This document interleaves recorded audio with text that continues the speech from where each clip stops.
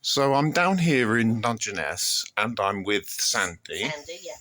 who is, you're on holiday? Yes. Can you just explain what's actually happening down here? Well, when the sea's calm and the weather's not windy, the small boats come over from France, and the RNLI here rescue lots and lots of them. So this is you're down here on holiday, but the RNLI lifeboat station is just round the corner. Have you seen them actually picking up? Oh yes, on many occasions. We filmed them coming up the beach. Hmm? Yeah. Sometimes when they have a big rip on that they've come across on, that there can be up to 50 people on it. Wow. Yeah. How does that make you feel? I, I feel it different ways.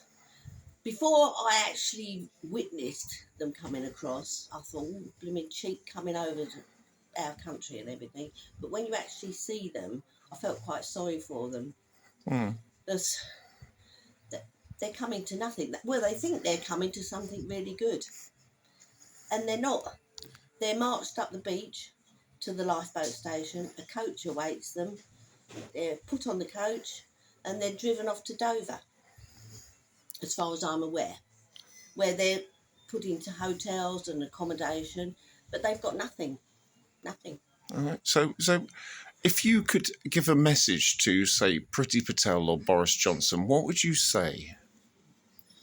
I'd say they should sort it out, but how to sort it out, I don't know. I don't know what the answer is, but I don't think the answer is sending them off to Rwanda. No. No. Well, it's a complete smokescreen, I think. Yeah. But when you've seen people coming off the boats, are they women and children or men or? Mostly men. Mostly men. So I've seen one child, a small girl, about 5 years old. No other children.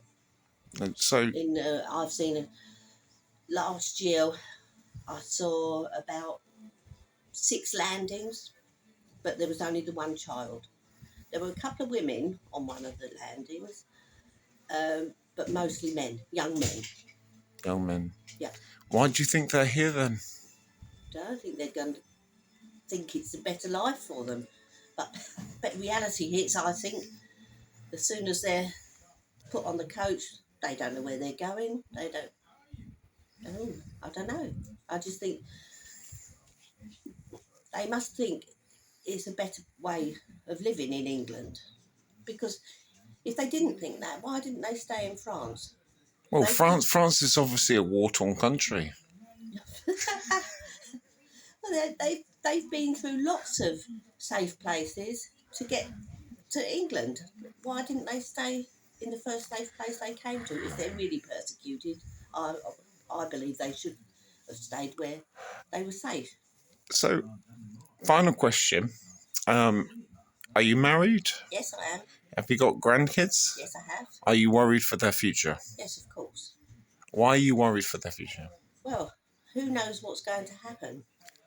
You know, how many people are going to come across to it? And not just that, there's lots of things happening, isn't there? That global warming, all those sorts of things. You worry for your grandchildren and worry if they're going to be able to work, if there's going to be work available when they're old enough to go to work.